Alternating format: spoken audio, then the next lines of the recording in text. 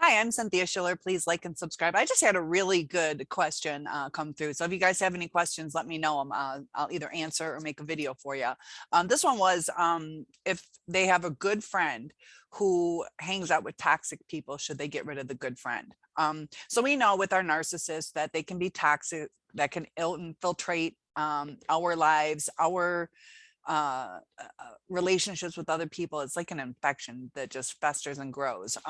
But talking from the outside, if we have a good friend but they hang out with toxic people, sometimes it depends exactly on what they meant by toxic, because there's different variations. If it's narcissism, um, because you have to be diagnosed, for one, you have to go to be evaluated. You have to be honest about what's going on so the therapist isn't confused. And you also have to have it affect your life in some way negatively. So most people out in the world are not diagnosed. So the statistics are going to be off on that. It's kind of projected that about 20 to 25% of people in this world are narcissistic. NPD, not just with traits, to where they would qualify for the diagnosis. So we live in a society. We all got to get along. There's different extremeness of how toxic somebody is. And that's where in order to get along with people, survive in life, it depends on your exposure to this person. How much time do you have with them?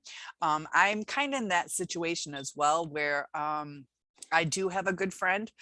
She has helped me through my narcissist. She is in denial about her person being narcissistic, and I believe they are more like in the harsh abuse as opposed to like the confusion abuse, but like really harsh. So should I leave her? She's hanging out, she's living with a toxic person. And that's the video I did on I was in a good mood until that's her person. So anyways, she's helped me through. She's in denial. She has like sadness, depression, things like that. Suicidal thoughts sometimes. I'm strong enough to help her through, but it does wear on you sometimes. It can bring you down as well. It's the give and take. Where's the balance on what's good, what's bad? I had a friend who had back in the day, she had a boyfriend whose brother was a toxic person, not the best person. And her boyfriend, which was the guy's brother, got killed in a drive-by shooting. So the brothers were hanging out together, a toxic brother, and the guy lost his life because of who he was with. Just like gang members or drugs or things like that. Like, what is the toxicity of this person? Some people can be good. With 25% of the people, probably NPD people, narcissistic personality disorder, we have to get rid of what needs to get rid of. So my friend is really good with me. I don't hang out at that house. I have, but not in big bouts of time if he's home, and I stand up for her. I don't let him abuse her. And there's a give and take. Sometimes it's family members who are narcissistic. Depends on how much time you have with them. Should you live with them? Probably not. Can you handle them at a birthday party? But you got to stand up for yourself. Depends on how strong you are as a person. Exposure to the people around you. We all kind of affect each other in some way. That's why they say the 5 most people that you hang out with in your life are pretty much what molds you, pretty much who you are. You guys feed off each other. And usually when somebody is toxic, their traits are picked up more than the healthy person. It's just easier. It fulfills needs. It's usually the toxic stuff. Usually people don't stop doing drugs because their friends aren't doing them. Usually people will start doing drugs because their friends are doing it. So be careful being around the temptation. Sometimes you think you can handle it, but you might have that one time where, I don't know, you had 2 beers and then you didn't think about it. So now you're doing drugs and then you get hooked. If it's like gang members, I knew a guy who had like a crush on me. He really liked me. He was very intelligent. He seemed possessive. So I never dated him, but there were a lot of good traits. He did so much with the Special Olympics, and he helped a lot of people, but he kind of had some mafia ties. So when I'm going through my custody battle, he was angry at what my ex was doing. And he was talking about that he had seriously thought of having my ex taken out.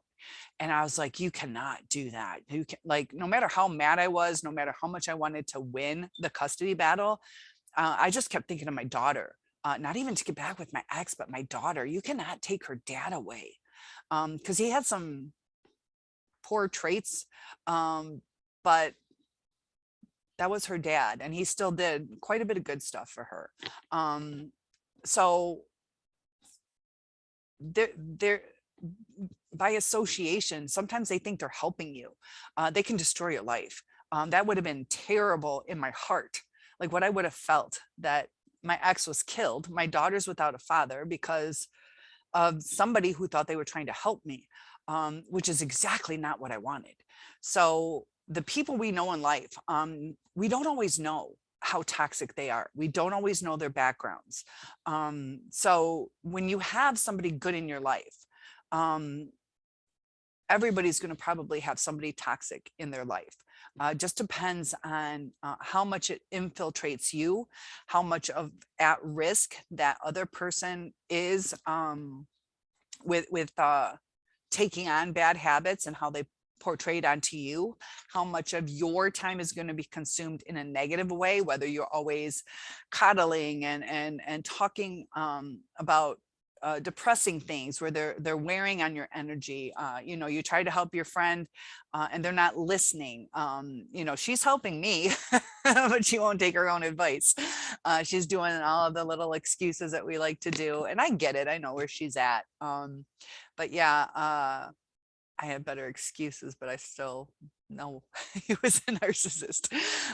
So to answer your question is there's a lot of things to weed through because with that much of the world narcissistic, you know, we don't want to get rid of the good people. We don't want to get rid of the good people, but you got to figure out what those risks are.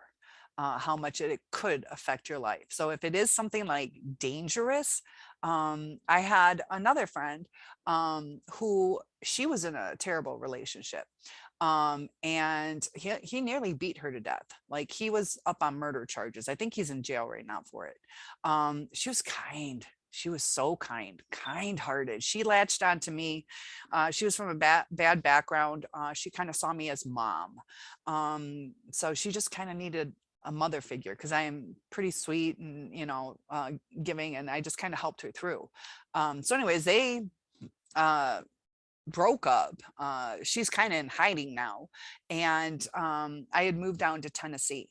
So they're in Michigan and she's in hiding. He knows that I'm mama in a sense to her. So at 4 o'clock in the morning, I have somebody pounding on my door. Nobody knew other than my daughter, just because I didn't really meet people. Plus, you know, I've been raped a couple times. I'm kind of very to myself where I don't want people knowing where I live. So he found my address, came down and was looking for her. Who knows what would have happened? I did not open the door, but that could have turned out really, like he literally nearly killed her. So I'm not trying to be a hypocrite that you know, I have been around negative people or people, good people that had toxic friends, relationships. I'm learning to protect myself a little bit more. But if you had this good friend and the toxic person, I don't know, just calls a person fat, like that hurts. But is that all they're doing? It's not nice, it's not kind. But is that where the toxicity is that you're seeing, or is the toxicity of more than just that? It's a judgment call, and we probably cannot get rid of good people because everybody will have somebody toxic in their life. Everybody will make an excuse for one or two people in their life. Well, that's my mother, I can't get rid of my mother. Or, you know, so look at the heart of your friend, look at the risk of the dangers of the type of people that are toxic. Are they just like rude little brats, or are they like destructive, violent? Like I said, with my friend's boyfriend and brother, how extreme is their situation, to where you just have lunch with your friend and something goes really, really wrong. If it was the brother just called his girlfriend fat all the time, is that other brother like risking his life? Probably not. That guy's just a jerk. So that's something that it's always good to get rid of negative people in our lives. But we got to toughen up too on standing up for ourselves.